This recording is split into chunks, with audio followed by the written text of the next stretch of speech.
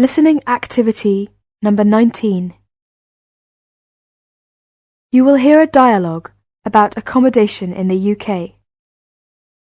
As you listen, fill in the gaps in the notes below and then answer the questions. Terry, who is from Australia, is talking to his friend Mary, who came to study history at Leeds University 2 years ago. He is asking her about accommodation. So do you have to pay the rent weekly or monthly? Well, usually monthly, but sometimes weekly. If it's weekly, then you have to pay it in advance on a fixed day of the week. Then, if you want to leave, you have to tell your landlady or landlord 1 week in advance on the day of the week on which you pay your rent. Oh, right, so that's 1 week's notice. What about monthly payment? If you pay your rent monthly, you usually have to give 1 month's notice. But if you have furnished accommodation, or you don't get any meals, then legally you have to give 1 month's, even if you're paying weekly. So it is really important to have a definite arrangement with your landlady at the beginning of your tenancy, so you know the exact amount of notice you have to give. The same applies to the landlady if she wants you to leave.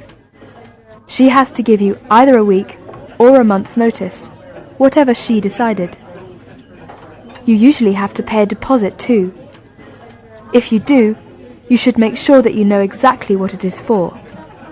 So I have to pay a deposit whenever I move to a new place then? Yeah, most landladies ask for a deposit against damage, or in lieu of notice. What do you mean? You know, if you have to leave without giving the required amount of warning. Or sometimes the deposit's on the key, which is returnable when you give it back when you come to leave. That sounds fair enough.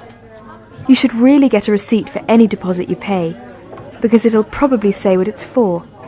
Oh, and you should also make sure that you have a rent book, or some sort of receipt for your rent. If your landlady doesn't give you one, get one yourself, and make sure that she signs it when you pay. Why is that?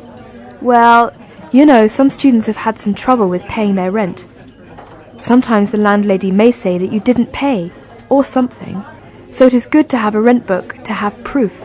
Okay, so that's pretty important.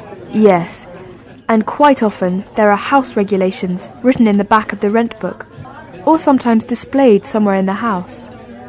They may well be a part of your contract of tenancy, so make sure you check them. What happens if I want to share a room with a friend? Will that be allowed?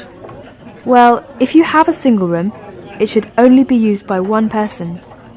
If you want to share, you have to ask your landlady's permission, so it really depends on her. Do I have to sign any contract or agreement with the landlady?